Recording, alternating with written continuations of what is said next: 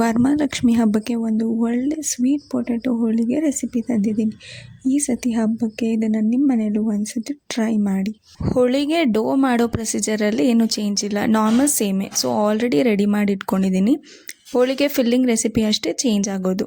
ಫಿಲ್ಲಿಂಗ್ಗೆ sweet ಪೊಟ್ಯಾಟೋನ ಚೆನ್ನಾಗಿ ತೊಳೆದು ಕುಕ್ಕರಲ್ಲಿ ಆಲ್ರೆಡಿ ಕೂಗಿಸಿಟ್ಕೊಂಡಿದ್ದೀನಿ. ಅದರ ಸಿಪ್ಪೆ ಎಲ್ಲ ತೆಗೆದು ಸ್ಮ್ಯಾಶ್ ಮಾಡ್ಕೊಳ್ಳಿ.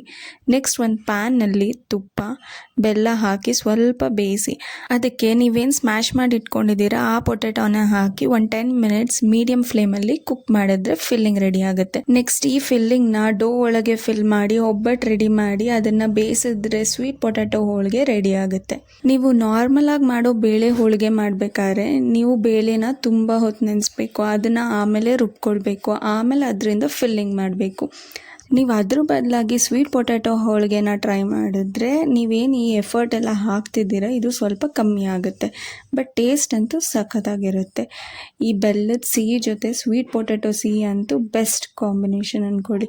ನೀವು ನಾರ್ಮಲ್ ಹೋಳಿಗೆಗೆ ಎಷ್ಟು ಬೆಲ್ಲ ಹಾಕ್ತೀರಾ ಅದಕ್ಕಿಂತ ಸ್ವಲ್ಪ ಕಮ್ಮಿ ಬೆಲ್ಲ ಇದಕ್ಕೆ ಹಾಕಿ, ಯಾಕಂದರೆ ಸ್ವೀಟ್ ಪೊಟ್ಯಾಟೊನೇ ಆಲ್ರೆಡಿ ಸ್ವೀಟ್ ಇರುತ್ತಲ್ಲ, ಆ ರೀಸನ್ಗೋಸ್ಕರ ಇದರಲ್ಲಿ ಬೆಲ್ಲ ಸ್ವಲ್ಪ ಕಮ್ಮಿ ಹಾಕಿ. ಈ ಸತಿ ವರಮಹಾಲಕ್ಷ್ಮಿ ಹಬ್ಬಕ್ಕೆ ಈ ಸ್ವೀಟ್ ಪೊಟ್ಯಾಟೊ ಹೋಳಿಗೆನ ಟ್ರೈ ಮಾಡೋದು ಮರಿಬೇಡಿ. ನಾರ್ಮಲ್ ಬೇಳೆ ಹೋಳಿಗೆಗಿಂತ ಸ್ವಲ್ಪ ಬೇಗನೆ ಮಾಡ್ಬೋದು ಮತ್ತು ಟೇಸ್ಟಿಯಾಗಿಯೂ ಇರುತ್ತೆ. ಈ ರೆಸಿಪಿ ನಿಮಗೇನಾದರೂ ಇಷ್ಟ ಆಗಿದ್ರೆ ಲೈಕ್, ಕಮೆಂಟ್ ಆ್ಯಂಡ್ ಶೇರ್ ಮಾಡಿ.